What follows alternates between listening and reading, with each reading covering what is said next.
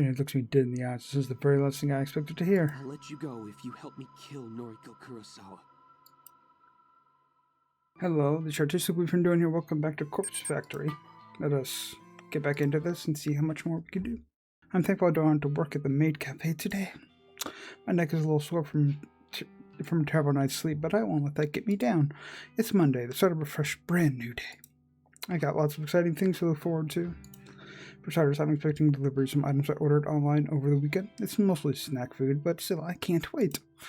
Secondly, I get to see my Junpei again this afternoon. I'm going to meet him when he finishes work. Third, my favorite anime airs on Monday nights. There's a new episode every week, well, except for when they run repeats after a season has just finished. Junpei loves anime as much as I do. Granted, he's not into my favorite series. He says it's a little too girly, but he likes a lot of other shows. We have so much fun discussing characters and stories we like, even if the shows he watches scares me a little bit. Yes, it's going to be a good day. It's going to be a good week. My upbeat mood is instantly shattered when Noriko Kurosawa's name lights up my phone screen. She's calling me? We haven't spoken in so long. Why? What does she want from me? Noriko, she's such a chore. She whines and complains so much about her life, but she doesn't know how good she has it. So what if she's scared of leaving her apartment? Agoraphobia isn't that bad? I'm scared of everything. She's so selfish, thinking she's the only one who has it rough. I'm so tired of tiptoeing her around her feelings and her stupid sensitivities. Ooh. Hello? Hold on, give me a second. Aoi? Hi, Noriko. Hey, listen.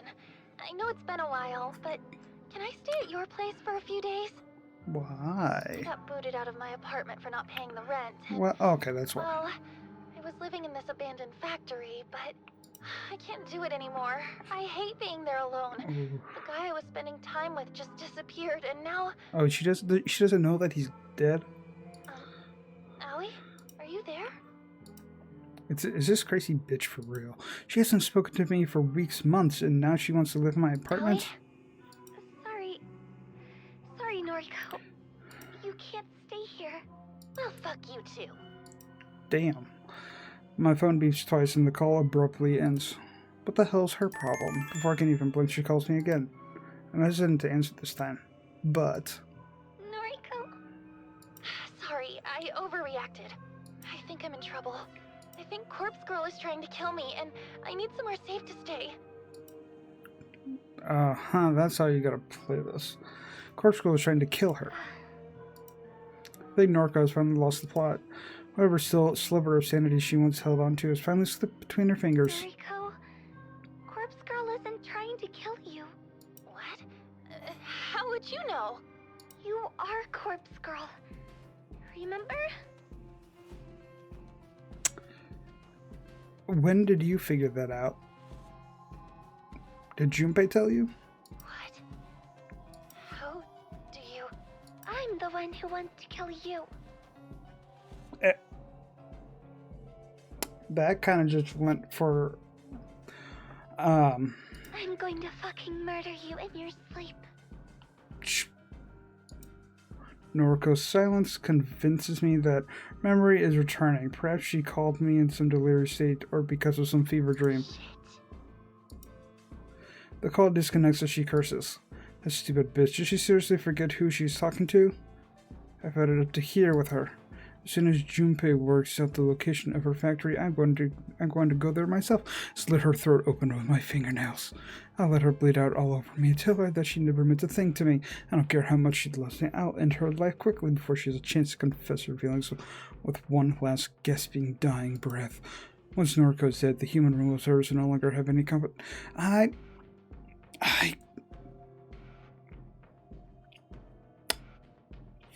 We're like 5 minutes into this, and it's just like, oh, here's every answer that you just wanted. Every answer that you wanted is here you go.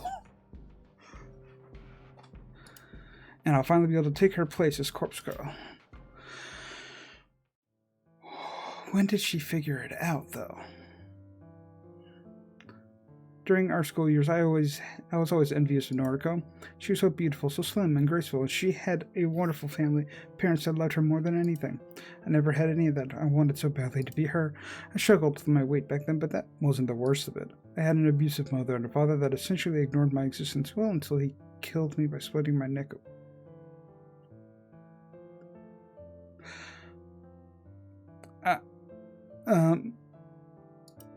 I would have given anything to trade places with Noriko and feel alive again.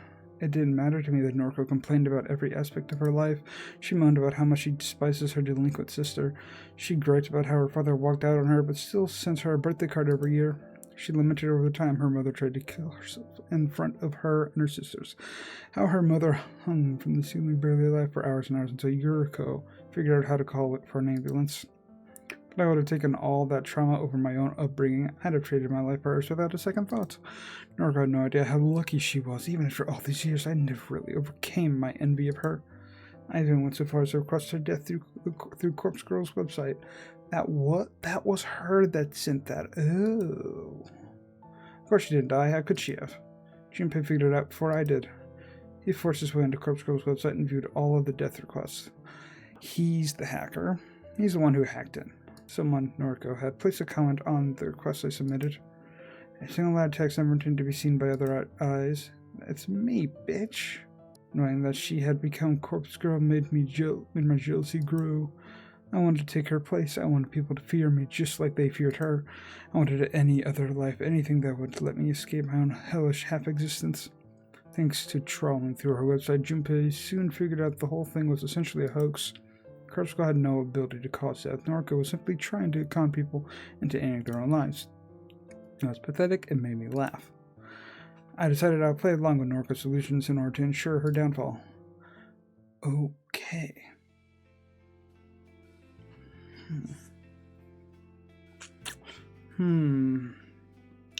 It's finally time. I get to meet Junpei at the station and walk him home. Yay! The Noise Corporation office is within walking distance from Shinjuku train station. Getting there is a breeze. The Noise Corporation. He works at corporation office for the Noise app.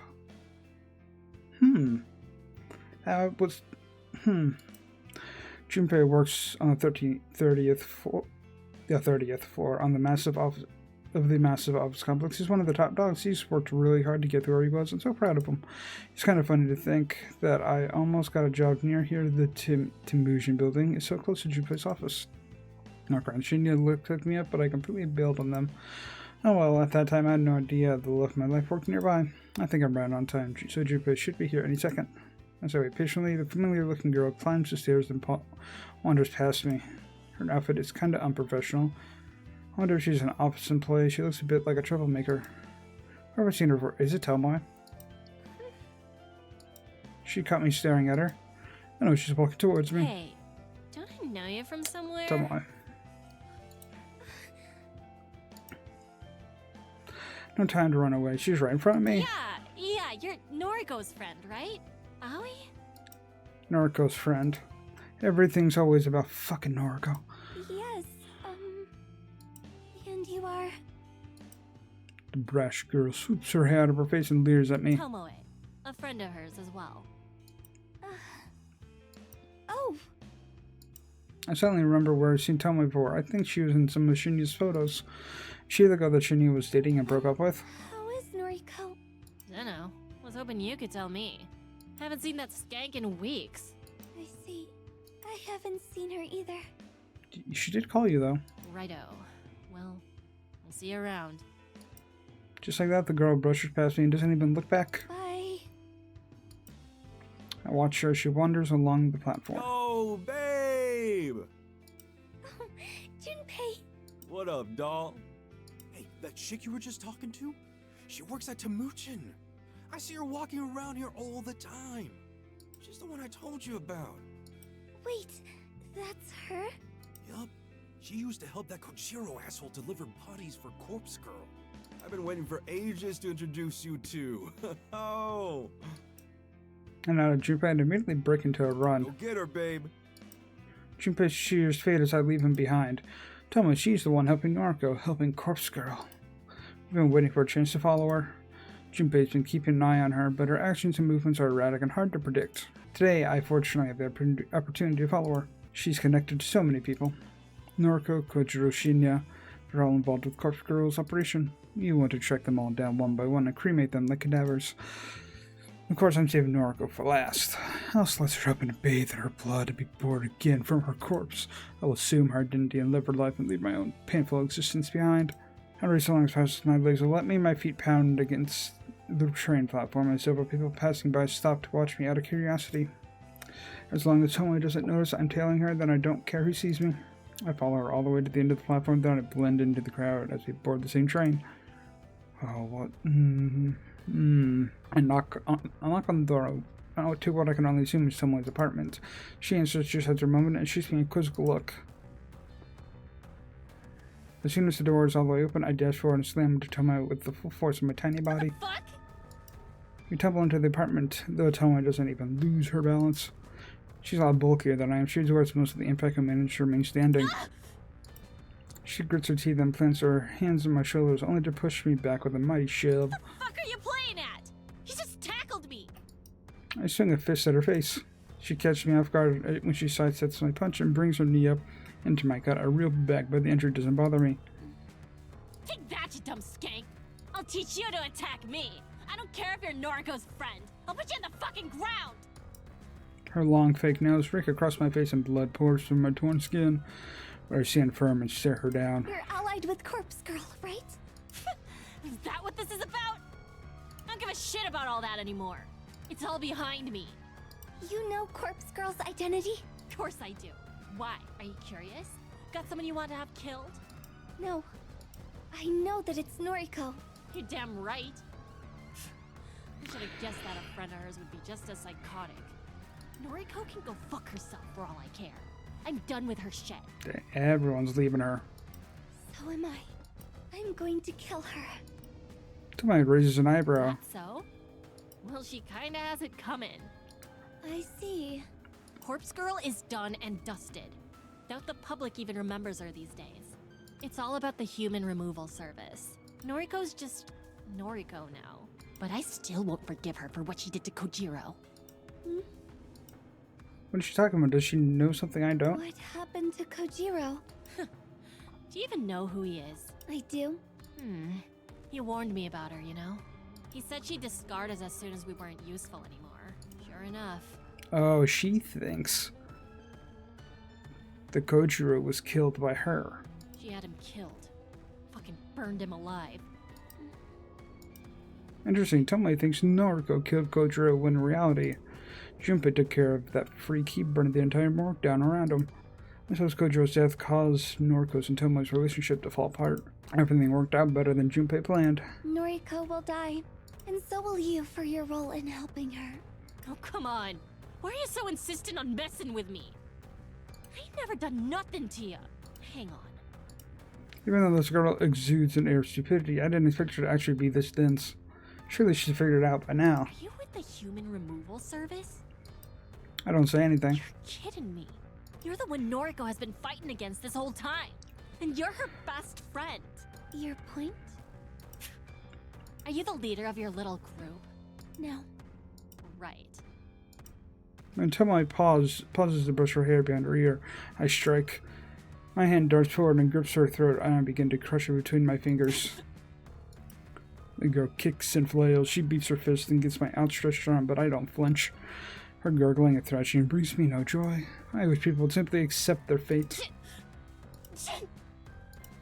Despite how tightly I'm squeezing her throat, she manages to form the beginning of a word. I currently guess she's trying to call for Shinya. Shinya, the idiot boy she already broke up with. He can't save her now. I tighten my grip and stride forward, pushing Tomoe back and pinning her against the wall. She kicks out at me, hits me directly in the knee. I refuse to buckle. Her fingers continue to claw at my arm, slashing into my flesh and sending flecks of blood across the room. She thinks she can hurt me. She thinks she can find her way out of her fate. But nothing she does will ever injure me. She can't hurt the dead. What does she mean by this? I still don't understand that part.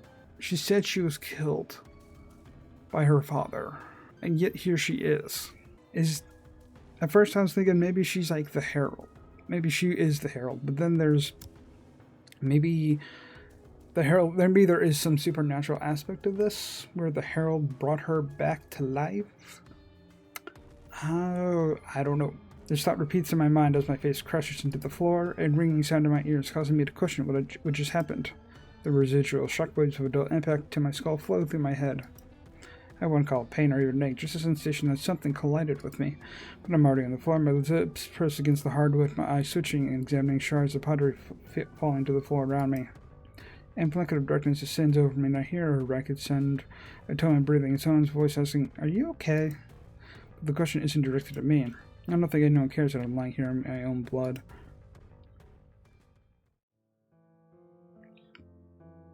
I can't count how many movies I've seen where characters claim they've had an out-of-body experience.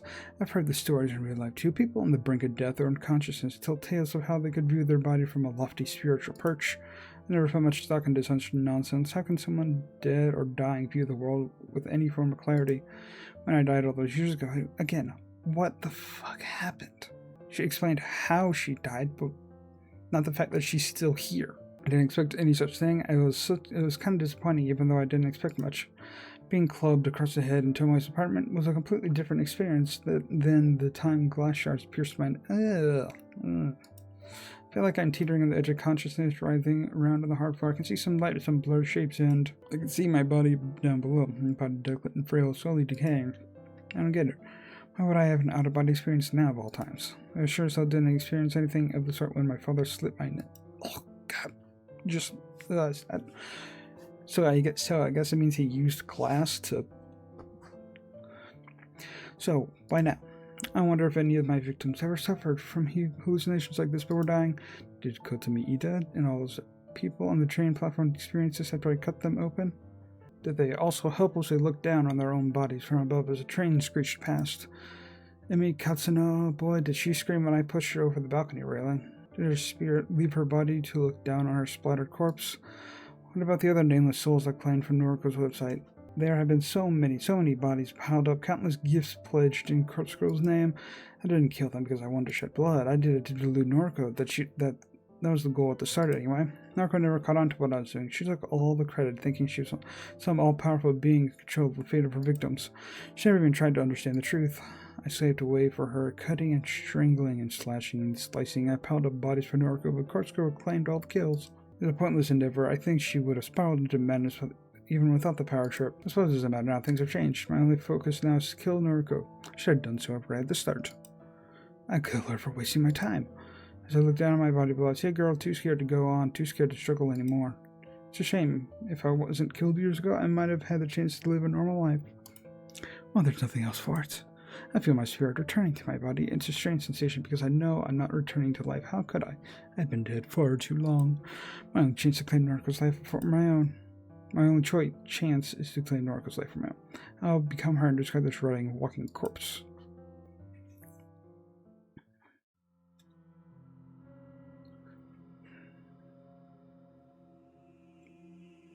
I can hardly see without my glasses. Everything is blurry, foggy, lacking a solid outline. Colors bleed into other colors. Blue blends into purple, and yellow blends into brown. It doesn't help that I'm partially colorblind. Never had much luck telling red and green apart anyway. Okay, that's clever. That's clever. Without my glasses, I'm practically blind, helpless. You're finally awake. Fucking skank. She spits at me, her filthy saliva drips down the side of my face. It's warm. I try to lash out at her, only to find my arms have been bound to my side.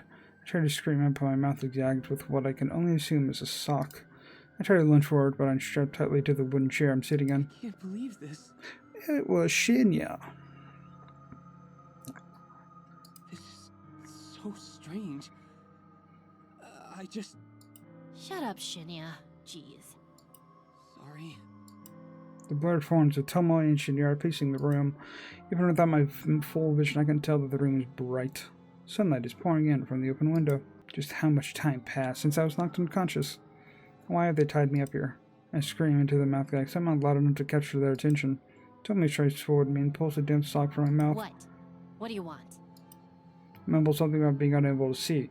Tomoe swears, stumbles around for a bit, and forcefully pushes my glasses onto my face. What are you going to do to me? I don't know. That's up to this genius. Her arm gestures towards Shinya, a pointed finger loaded with accusation. Really? Look, I didn't mean for any of this to happen. I just saw you were in trouble, so... Why are you here anyway? We're done. Over. I wanted to see you. Ah! What happened to them? Why did they break up? I'm actually very curious of that. I'm not in the mood for their lovers' quarrel. Let me go. Or bury me. Either way, don't keep me here. You nearly killed me, bitch! It's taken all my strength not to murder you right here! Go ahead. Try it. You can't kill the dead. You're a freak. Let me call my father. I'm sure he can take her in for questioning. He can find out her motives for attacking you. I already know why she attacked me. She's trying to take down everyone associated with Don't cut yourself short. Never mind that. I wonder, is Shinya not privy to Tomoe's relationship with Corpse Girl? Intriguing. As Tomoe's former boyfriend, I simply assumed he was a part of the operation. I thought he was an accomplice. If he doesn't know anything, then I don't need to kill him. One less person to deal with before I go to Noriko. I really need to focus on getting out of here first. If you let me go, I'll never bother you again. Ah, bullshit. I'm calling bull. Because you wanted to kill Tomoe. A lie, yes. Why should I believe you? You followed me to my freaking home! I'm sorry. Lie. Then I'll exchange information for my release. I'll tell you anything you want to know. Lie, lie, lie. Like I care! I'm done with all the shit between Noriko and you! Noriko? Has she got something to do with this? Shut up, Shinya! Shinya. Perhaps he's my ticket out of here.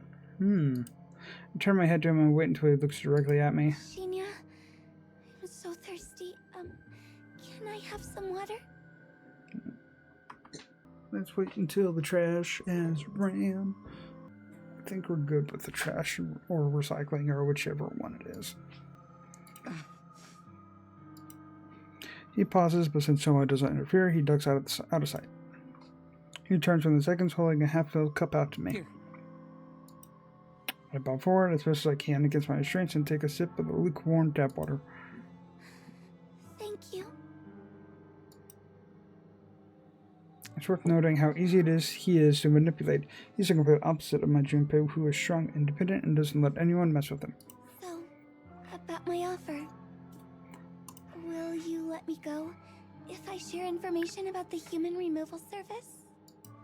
Shinya's face turns pale. The human removal service? That's... I really couldn't care less about all of that.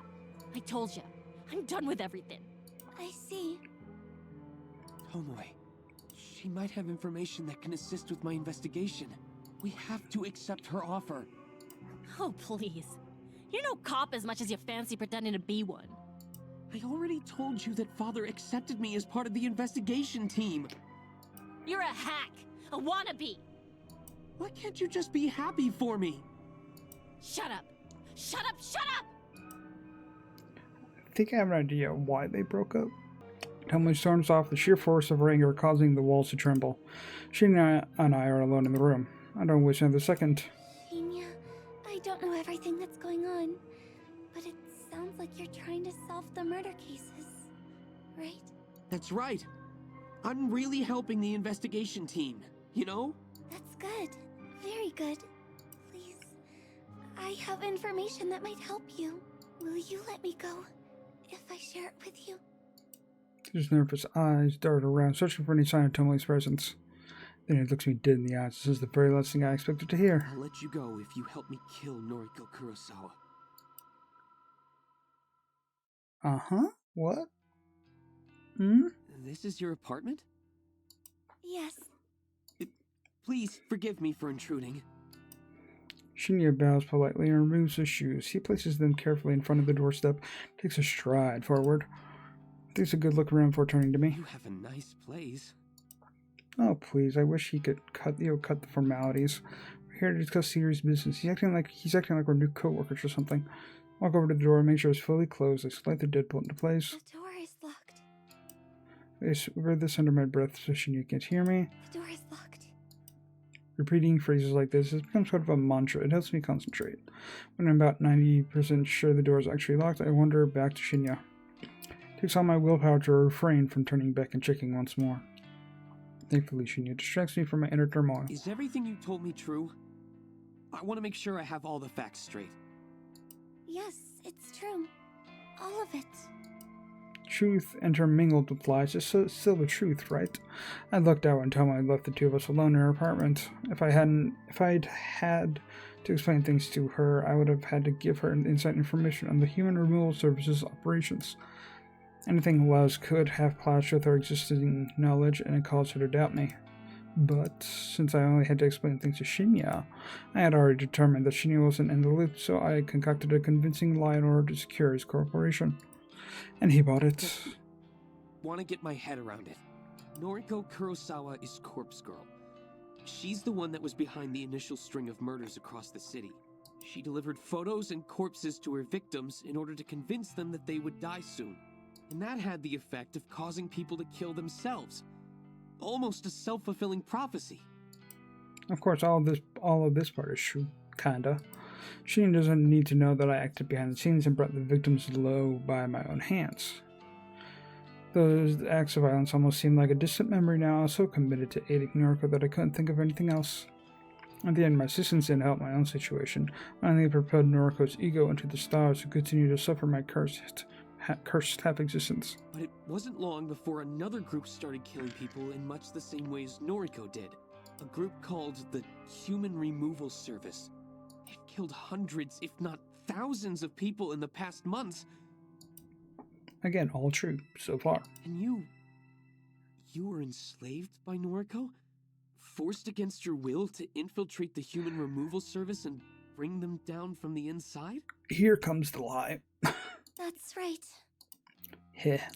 He's a fucking idiot. That explains why you want to kill Noriko. You want to be free from her. Even if it isn't exactly the legal thing to do. Legal, what kind of pedestal is this guy standing on? He specifically requested assistance to do the exact same thing. He wants Noriko dead, just like I do. If I remember correctly, you only managed to learn one important thing about the Human Removal Service, right? Yes. The group is made up of dozens of members. Dozens of people that all masquerade as the leader known as the Herald. There's no single person responsible for the murders. It's the joint effort of a large group, all striking across the city simultaneously. Am I correct? And there's the real kicker. He's absolutely spot on. I don't mind sharing this tidbit of information with them. It does nothing to assist with his investigation. And wrapping the lie that I was Noriko's lackey in a blanket of truth makes everything all the more convincing. Yes. That's right. So that part is true then. So there's not one herald. There's multiple, and they're all kind of anonymous because of the mask and all that. So it can be anyone as a herald. Phew, okay. I think I understand everything. Does that explain why she says she's dead and she's not? Or she's a walking corpse or something. Thank you for your help. There's one thing I'm not entirely comfortable about.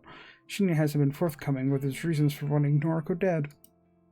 If I don't air the question, I feel like he'll never address it. Can you tell me why you want to kill Noriko? He tries to back away from the question, but twiddling his thumbs or pretending to examine the nearby wall. Shinya, I need to know. Otherwise, how can I trust you? Trust? It's a word that has always made me laugh. How can I trust anybody? I couldn't even trust my own parents. People who swore to raise and protect me. My mother hit me when I misbehaved, when I overslept by 5 minutes or raised my voice ever so slightly. As a child, how could I ever trust her not to lash out at me? My father, how? How could I ever trust him after he killed me? And Noriko, the one friend I opened up to, the one person who knew all about my struggles. She betrayed me. She kept her perfect life out of reach, taunting me with it dangling in front of me like a carrot on a string. And when I asked to share her life with her, she completely misinterpreted. She told me she loved me, told me she wanted to be with me. She wanted to share me with gifts, hold my hand, be intimate with me. She wanted to be my girlfriend, but how could I ever be intimate with her after what I went through? She didn't understand me. She didn't understand that I wanted to be her, not be with her. She wouldn't trade lines with me, so how could I ever trust her? How could I trust her when she said she loved me but wasn't willing to make a sacrifice to make me happy? Everyone's full of shit, and I'll never trust anybody again. Junpei spends every day trying to prove his love to me. He assists me with my compulsive behavior. He helps me do my shopping. Helps me keep my apartment neat and tidy. Do I trust him? No. I don't know. I know what he wants from me. He's no better than Noriko. He's willing to jump through hoops for me in the hope that he'll eventually conquer my... Oh. Even when he tries to help out with my compulsions, I don't have full faith in him. He takes it upon himself to complete my checklist of rituals in order to spare me the stress. But more often than not, I still have to go ahead and double check everything just to make sure he didn't fuck anything up. If I can't even trust him with that, then I know I'll never be able to trust another soul with anything. Looking at Shinya now, pacing nervously around my apartment, I decided not to put any stock into what he says next. There's no way in hell that I'll believe whatever comes out of his mouth. Noriko is my friend, but my father, Chief Detective Fujikawa, in case you didn't know, has declared her the prime suspect of our investigation. Thing is, Father isn't the most lenient person, and he's been cracking under stress lately. If he finds Noriko, if he arrests her, there will be no trial. She'll simply get life behind bars. Guaranteed. Huh. Shinya hangs his head and I hear a quiet sob. Is that our country's idea of justice? She doesn't deserve anything less than death for her crimes. Letting her live safely behind bars isn't a punishment. It's an act of mercy. I want to ensure Noriko receives true justice. Okay. Getting judgment for the lives she destroyed. Okay, Light Yagami. What he's saying just doesn't add up. How does he know she won't receive the death penalty? I treated that it's not a common punishment, but it is still legal in this country, especially for cases of mass murder. Does she have information that I don't? I need to find her. I need to hand her the justice that my father is too cowardly to deliver. In a sense, she technically never killed anyone, right? I think that she instigated the deaths, but she never actually killed anyone, so I guess maybe that's why it would be like life behind bars and all that, and not a death penalty. Because she didn't commit the actual murders.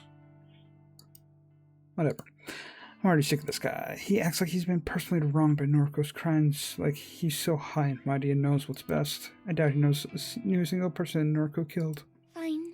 To be honest, I don't really care about your reasons. As long as you want Noriko dead, then our goals are the same. But I have to ask, will you turn yourself into the police after you kill her? Once again, Shinya hangs his head. I'd be a hypocrite if I didn't. He leaves his hands hanging in midair. It wasn't exactly a confirmation. There's only one problem. I have no idea where Noriko's hiding. She doesn't live in her apartment anymore. She doesn't show up to her office. I know that she has a factory that she runs her operation from, but I can't find it. I see. I might be able to help. Tomoe and Noriko used to spend a lot of time together. Not sure what they used to get up to, but I checked the travel history on Tomoe's IC card, and she made a lot of trips to Shinokubo. Her IC card. For people traveling by train every day, buying single-use tickets is often a pain in the ass. Reusable IC cards are much more convenient. You can top them up with money and simply swipe them at the ticket gates to have your train fare automatically deducted. Best of all, they keep a record of your transaction history and the stations you've traveled to recently. The fact that Shinya even thought to look at Tomoe's travel history makes me want to reconsider my initial assessment of the guy's detective skills. Shinokubo, you say? Yeah. Can't imagine what she was doing there, but all the dates she traveled to that station coincide with days she claimed to be hanging out with Noriko. I still don't think Shinya realizes that Tomoe was in on Noriko's operation. Regardless, this is valuable information. Chances are that Noriko and Tomoe spent a lot of time together in their factory, and that factory may very well be located in Shinokubo. I'll feed this information to Junpei and see what he makes of it. Perhaps he knows something I don't. Thanks for the info. That's enough for today. I'll contact you when I locate Noriko. Oh, say, just one more thing. What is it? If you've been wanting to kill her, then why haven't you just called her and asked her to meet up with you? He thinks he's so clever. He thinks he has everything all worked out. He doesn't know shit. It's not that easy. I need to find where she's living and running her operation from. I want to destroy everything involved with Corpse Girl. I want to burn her factory to the ground. More lies. Lies on top of lies. The truth of the matter is that Noriko knows perfectly well my intentions for her. Even if she temporarily forgets it during moments of delirium. She would never agree to meet up with me, not now. Things were different not so long ago, but I missed that opportunity. Things were different not so long ago, but I missed that opportunity. Noriko worked out my position in the human removal service. She figured out that I'm the Herald, the one responsible for slicing and dicing. She doesn't know that there's more than one Herald, but that's irrelevant. And she doesn't know that I'm responsible for the mass bodies littered across Tokyo thanks to Corpse Girl's website. Wait a minute. If she's... the way she's talking about of her being, like, dead and a corpse and all that, like the Walking Dead... then that explains the Herald. When they met the Herald... quote, Herald... being Karen to do the quotation marks. When they met the Herald with the Junpei, the way it kind of... I was right about it reacting to Noriko. But then the kind of weird puppet-like movements, that could explain that as well. The whole undead kind of thing with her. And she doesn't know that I'm responsible for the mass bodies littered across Tokyo thanks to Corpse Girl's website. However, as long as she knows I'm a threat, she'll never agree to meet with me. How she came to the conclusion that I'm the enemy is beyond me. When did she figure that out?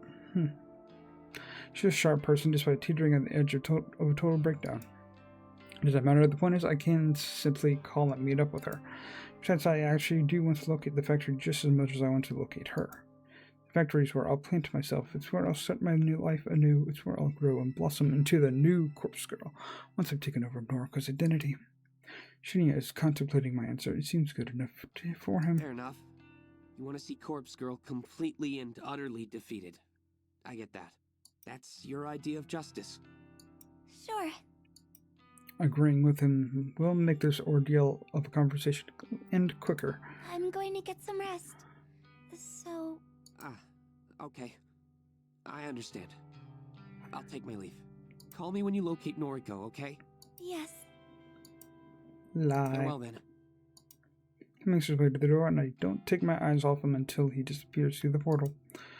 When he's gone, I tiptoe toward the door and confirm it's fully closed and make sure the door is snugly wrestled in the wooden frame. I lock the door handle and slide the deadbolt into place. The door is locked. But is it? The door is locked. I can't be certain. To my eyes that fail me on a daily basis, that betray my mind with illusions and phantoms.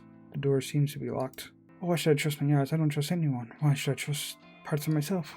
I can't even see colors, clearly red, green, whatever. I can't see anything without my aid of glasses.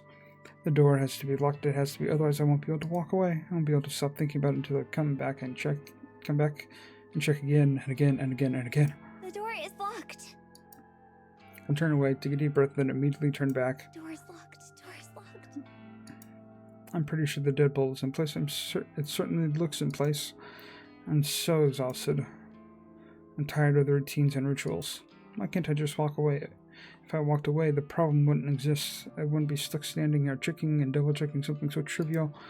If I could walk away, I wouldn't be so full of stress, so worked up about things that ultimately don't matter. Another deep breath and take a step back. Door's locked. I turn, run, dash. I sprint through the room, sprint through the hallway. I slam my body into my bedroom door, throwing it wide open. I collapse on my bed. I ignore the nagging in my brain telling me that the door is unlocked. I ignore it until it feels too real and I have to scratch at my flesh just to distract myself. I pull my pillow over my head and I hold it tightly around my face. I'm safe here. Safe in my bed. The door is locked. Locked. I try to convince myself to fall asleep. Tell myself I'll feel better after I rest. I hope I lock the front door.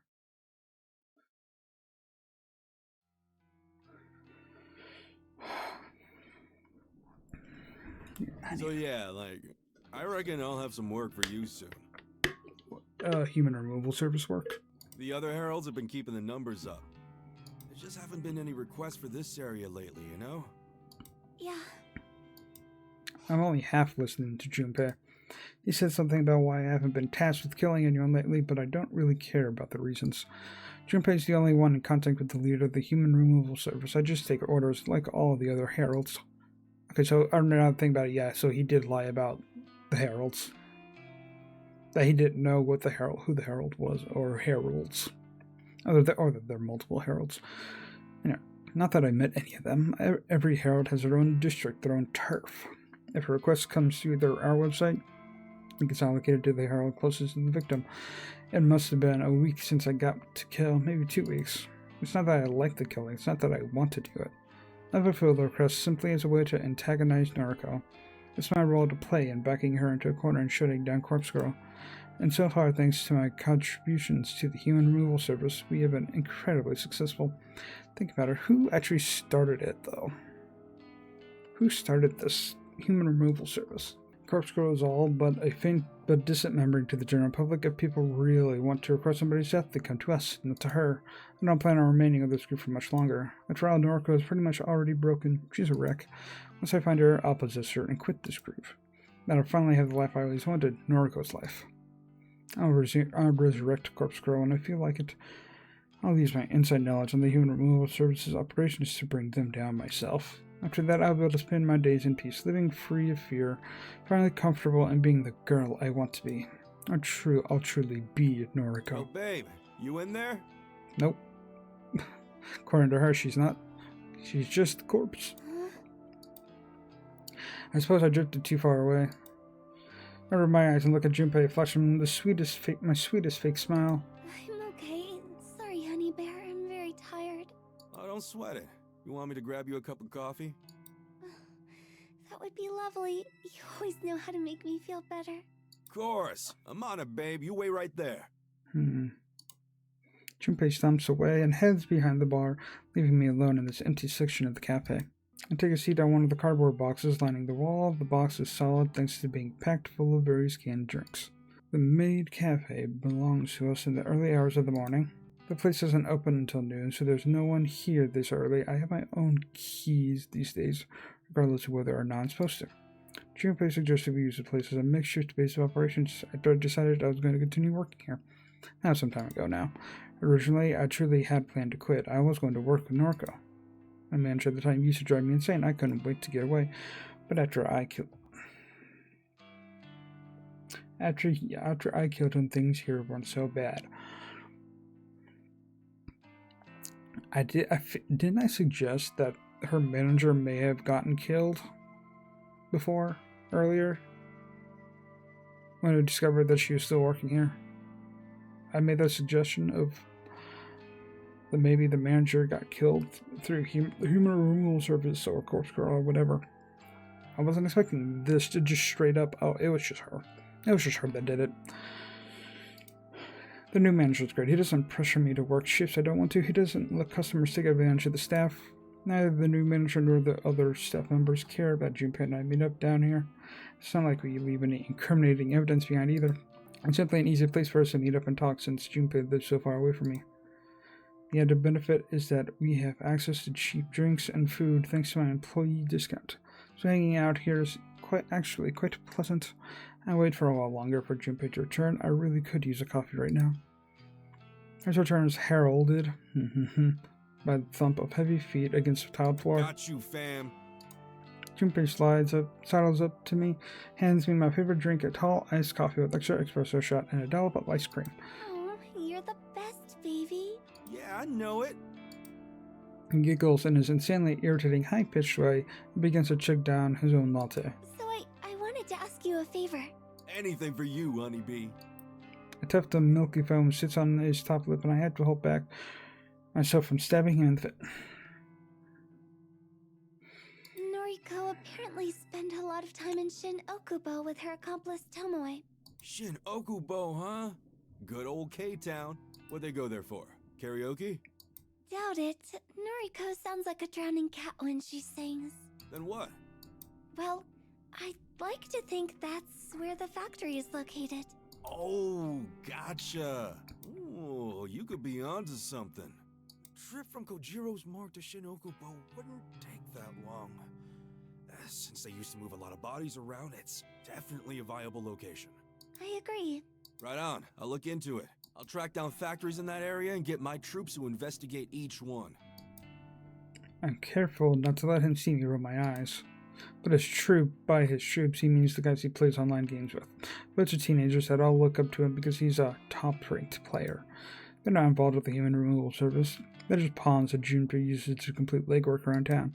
Sadly, they're happy to serve him because they all see him as their sensei. Cool. Let me know what you find out. Her face. I'm itching to get this all over with. My love. It's increasingly difficult to act pleasant around Junpei. My mouth tries to clamp itself shut every time I use a pet name or affectionate term. I know that my time to discard him is near. Once I become Noriko, then... Count on me, sweetums. Now drink up and get your energy back. I take a sip of my iced coffee and can nearly taste it. Because my tongue is dead, the food and drinks I consume need to be extra strong or sweet for me to have a chance of enjoying the flavor. But Junpei doesn't know this. He just thinks I have a sweet tooth. He can think whatever he wants because I just don't care. So. Ooh, a message. A message from Junpei arrives while I'm lying in the fetal position on my couch. Junpei free Wi-Fi. Hey cutie, the guys checked out a bunch of factories yesterday and got the location. Hit me up. I have to read the message twice to be sure my eyes aren't deceiving me like usual. Does he truly have the location I've been looking for? I take a calming breath. I don't want to jump to conclusions, especially with something involving Junpei. He has a tendency to exaggerate and may just be trying to get me excited about some useless information. Send him a short reply requesting the info. I instantly receive a thumbs up emote, and then the text box changes to an animated as Junpei composes his follow-up message. The wait is agonizing. If Junpei pulls through for me here, I finally learn Noriko's location. If it all pans out then, everything could be over by tonight. It's hard not to get excited about the prospect. It's hard not to get ahead of myself. I could leave my death behind and never look back. I could become Noriko and live the happy life she has been keeping to herself all these years. Message finally arrives on my screen. It's an address, not that I expect anything else. A street name and a factory number on the Shin Okubo area. In the Shin Okubo area. Our message from Junpei comes through. My guys saw a chick matching Noriko's description inside the factory. They thought she was a zombie. Go check it. This is it. As long as this information is solid, I've located Noriko's factory. My entire body begins to shake and icy chill washes over me, as though I've just walked into a cold shower. It's a strange sensation for a dead girl to feel. Pain doesn't affect me, and yet the cold is something I can never banish from my bones. No time to focus on that. I have to stay calm. Need to concentrate and pull myself together. I launch myself up from the couch and collect the backpack hanging over the coat rack. I unzip it, run my hands through the contents, and convince myself that everything I need is within. Enter swinging the bag over my shoulder. I throw open the apartment door and venture outside.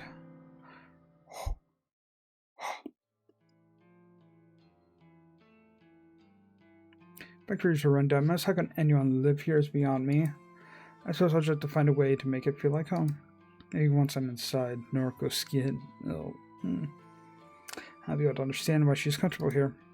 Yeah, the more I look at it, the better it seems. This will be my home. I'll be Noriko, and I'll live here happily ever after. I'll sit back and enjoy the life that she has been withholding from me. Firstly, I need to find somewhere to change my clothes. I can't kill someone if I'm wearing my nice dress. That's just not acceptable. I did consider changing at home, but then I would have scored funny looks from people on the train ride over here. Is it strange that a dead girl fears entering a socially awkward situation? I always go out of my way to avoid uncomfortable situations. Perhaps that's just a remnant of the life I once knew, something that I can't quite leave behind. It's the same as my obsessive compulsions. They cling to me like carrion flies swarming over my corpse.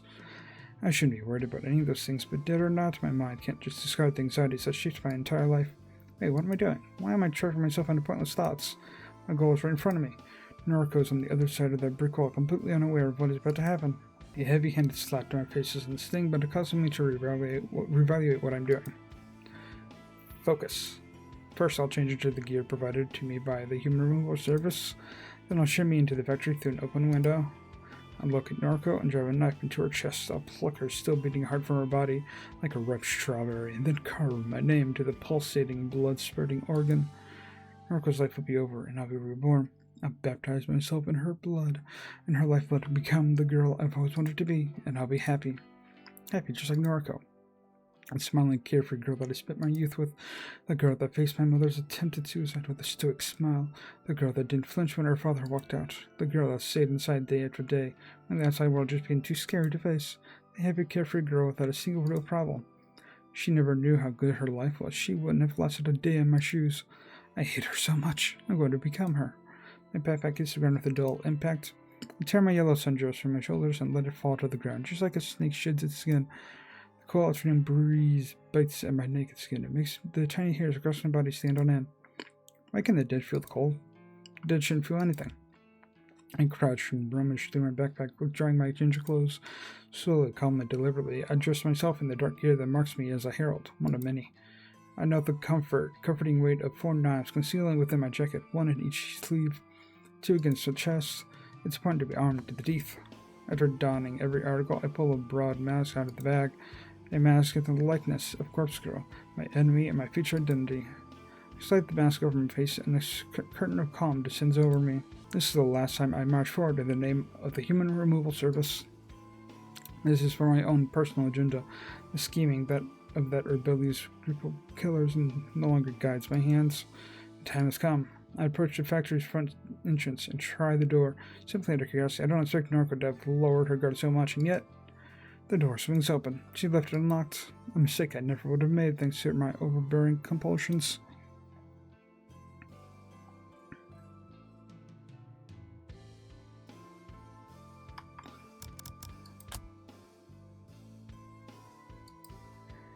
I know you're gonna hate me for this, but I'm gonna leave this for the next episode.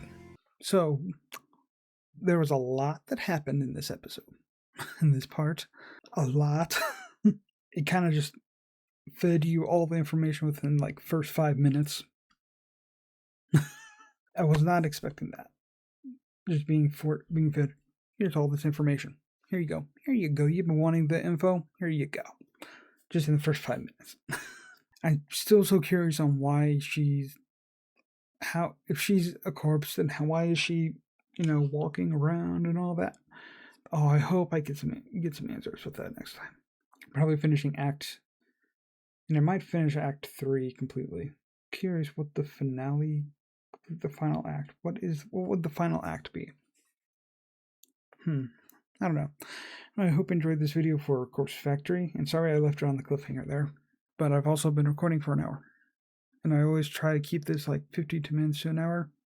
I kind of recorded a little bit longer because there are parts I probably have to cut out because of like things distracting me, and not distracting me, interrupting me while playing it. Anyway, hope you enjoyed the video. If you did, subscribe, check out the stuff I do, despite the fact that this is the only game I've been playing recently. Anyway, see you next time. Bye-bye.